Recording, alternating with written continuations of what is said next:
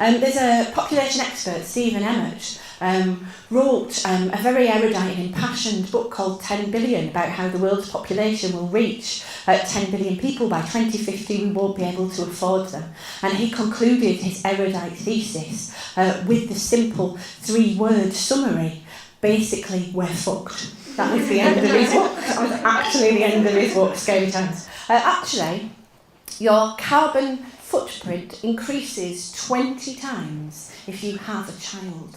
So I felt very smug when I read that. Very smug till I realised I'd looked up the fact on my rare mineral-filled iPad, wearing my Primark jumper and eating my dolphin-unfriendly tuna. Not really, only dolphin-friendly tuna do I eat. But no, and then I thought, again, that's a massive discrepancy, actually.